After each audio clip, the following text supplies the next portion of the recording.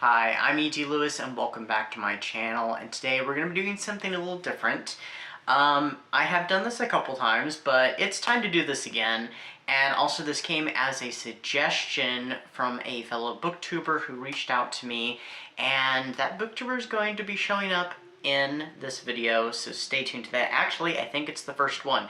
So, today we're doing upcoming releases for spooky season. These are books that will be coming out next month in September, and also some that come out in October. There is going to be a bonus book at the end, so there's going to be a 7th book, but it's not an upcoming release. It is a new release that I am going to mention, and there will be a video in the nearest future. I haven't figured out when I'm going to do it yet, but I am already planning that video, so stay tuned to the end. Alright, so let's get started. I gotta pull them up. I've already got them up, I just gotta do them in the right order.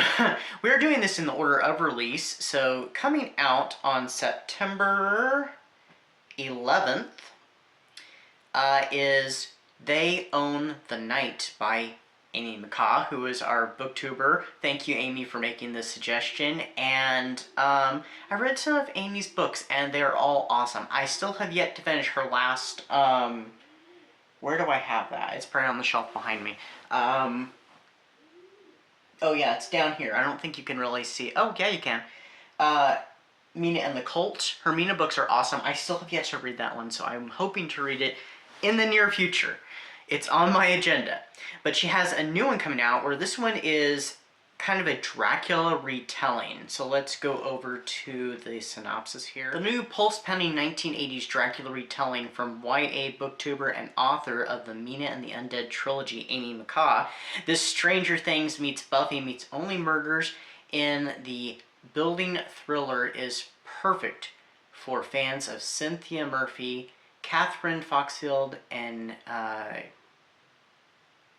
Callan Barron? I'm not sure if I pronounced that name right. I'm so sorry. Alright. Mia and Johnny have always been there for each other, practically since their father was revealed to be a serial killer and is now serving a life sentence for murdering 13 people. Oof. Studying in a small university town near Edinburgh, Mia's coping mechanisms are hiding behind sarcasm, horror writing, and her somewhat illegal true crime radio station, while Johnny steps up as her warm, sensitive brother and keeps her out of trouble. But when journalist wannabe Johnny accepts an offer he cannot refuse, the chance to interview a reclusive mega rock star who disappeared from public view 3 years ago, Mia finds herself stuck on campus when 2 male students are found dead. As Johnny grapples with the enigmatic musician, he realizes that something about the star's nocturnal habits doesn't quite add up. Meanwhile, Mia's investigation takes her to the most unexpected places, including her dad's prison. Interesting, very intriguing. This would be perfect for Vamptember, which is coming up. Vamptember will be in September. I don't have any details. I am not the host of that. I am not the host or creator of that. That is Regina at Regina's Haunted Library. She will have probably a video about it. I know she's mentioned it in some videos, and I'm very excited. So this would be perfect for anybody who's looking for a Vamptember read. And just to reiterate, that comes out on September 11, and it will be available. It does not give the details. So I don't know if it will be in digital format, but I do know it will be in physical format. Next up, we have on September 30th, we have The Hunger We Pass Down by Jen Sukfong Lee. I hope I did not butcher that name. This comes out in digital, audio, and hardcover, by the way. And this one, Jordan Peele's Us meets The School for Good Mothers in this horror-tinged intergenerational saga as a single mother's doppelganger forces her to confront the legacy of violence that has shaped every woman in their family. Single mother Alice Chow is drowning. With a booming online cloth diaper shop, her resentful teenage daughter Luna, and her screen-obsessed son Luca, Alice can never get everything done in a day. It's all she can do to just collapse on the couch with a bottle of wine every night. It's a relief when Alice wakes up one morning and everything has been done. The counters are clean, the kids' rooms are tidy, orders are neatly packed and labeled, but no one confesses they've helped, and Alice doesn't remember staying up late.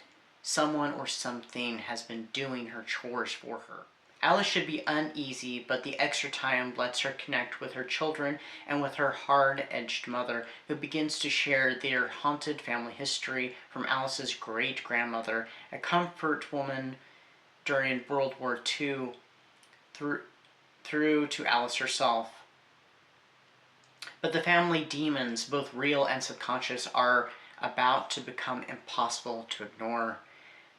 Sharp and incisive, the hunger we pass down traces the ways intergenerational trauma transforms from mother to daughter and asks what it might take to break that cycle. This one sounds fascinating, and for some reason I think I saw somewhere that it might be a vampire book.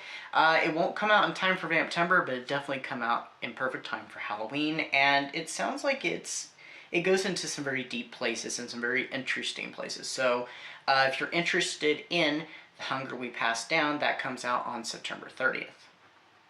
Next up, if you're interested in something more ghost-related, ghosty books, there's The Ghost House, a World War II ghost story by Andy Newton.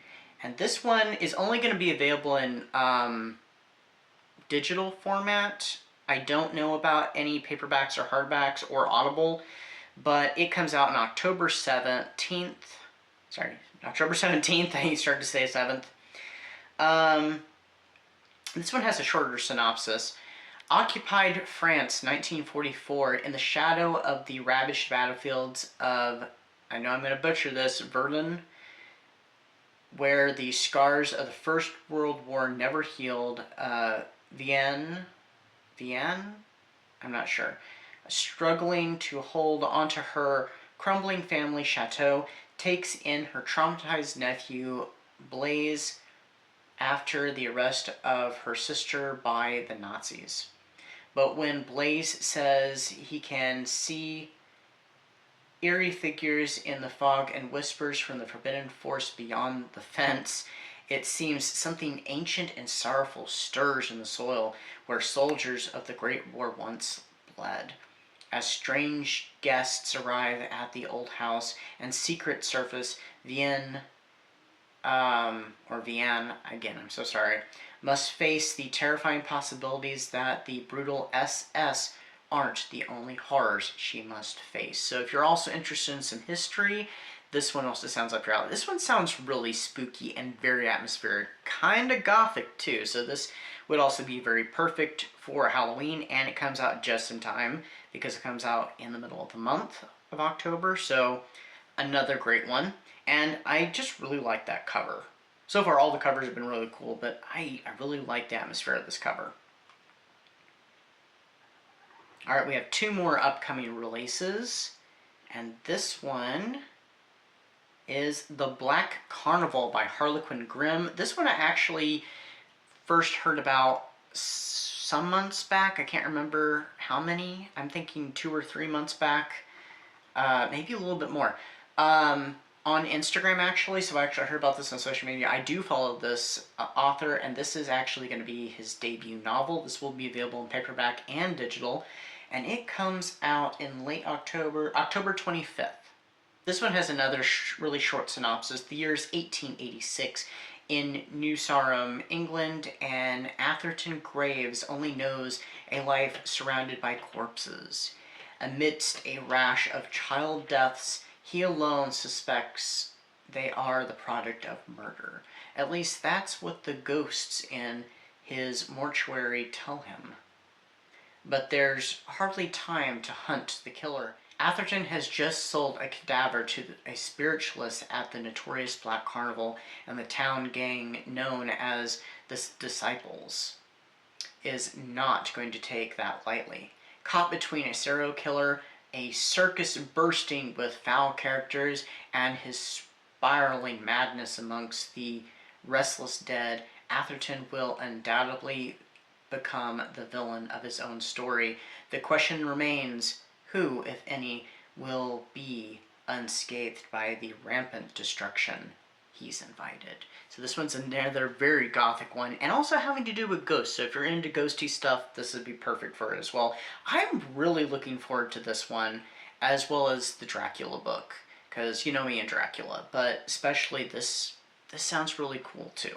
So we have one more, and this one I actually read the debut. I think it was the debut, but it was the previous book by this author, and this is Hazelthorn by C.G. Drews. I read during June for Pride Month. I read Don't Let the Forest In. Absolutely loved it. That was a botanical gothic.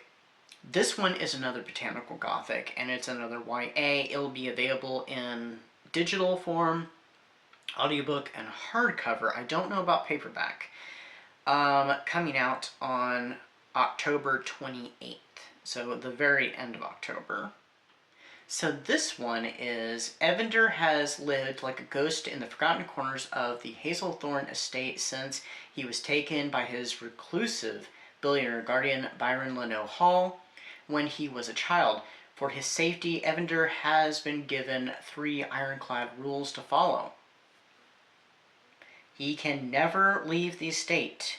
He can never go into the gardens, and most importantly, he can never again be left alone with Byron's charming,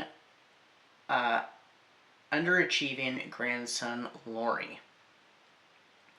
That last rule has been in place ever since Laurie tried to kill Evander 7 years ago, and yet somehow Evander is still obsessed with him. When Byron suddenly dies, Evander inherits Hazelthorn's immense Gothic mansion and acres of sprawling grounds, along with the entirety of the Leno Hall family's vast wealth. But Evander's sure his guardian was murdered, and Laurie may be the only one who can help him find the killer before they come for Evander next. Perhaps even more concerning is how the overgrown garden is refusing to stay behind its walls, slipping its vines and spores deep into the house with each passing day, as the family's dark secrets unravel alongside the growing horror of their terribly alive, bloodthirsty garden. Evander needs to find out what he's really inheriting before the garden demands to be fed once more.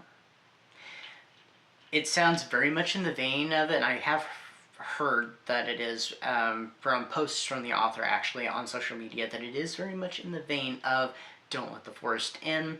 It doesn't have that dark academia feel that the other one does, but it definitely has that intensity. So I loved the first one. It sounds like this one's going to be really good too, so I'm really looking forward to it as well. So that is all of the upcoming releases that I am covering in this video. We do have a recent release I want to briefly mention, and that is a new release by Joshua LaRue, aka the 80s Slasher Librarian. I recently listened to him reading this entire book that he's written, but it is available now on digital format, hardcover, and paperback. I still need to get a copy. I still need to get a copy of Celestial Slumbers by him as well, which I covered in a previous video, which is basically, if you're familiar with Jason X of the Friday the 13th franchise, it is basically Freddy Krueger X. So Freddy in space, and it is a wild ride. This is Primal, a Friday the 13th story, and this is his longest work that he's written so far. This one blends Jurassic Park with Friday the 13th. It is a wild ride. There's a lot of characters, there's a lot of stuff, but it all ties together really well. I will be doing a review on it, so I don't want to talk too much about it right now, but it is available right now. If you are not subscribed to Amy McCaw, or the 80s Librarian, please subscribe to them and check out their content and check out their books. Absolutely awesome. I still need to read Quarantine and get a copy of Quarantine, a Friday the 13th story as well. But I can highly recommend Primal if you are into slashers, if you're into dinosaurs, if you are into time travel. Do check it out. There is a lot of Easter eggs too, and some really fun stuff. There are twists, there are turns. I feel like I'm already doing my review, but I'm not yet. So do check it out, and I will have a review sometime in the near future. I'm not sure when, but soon. I just got to figure out the scheduling.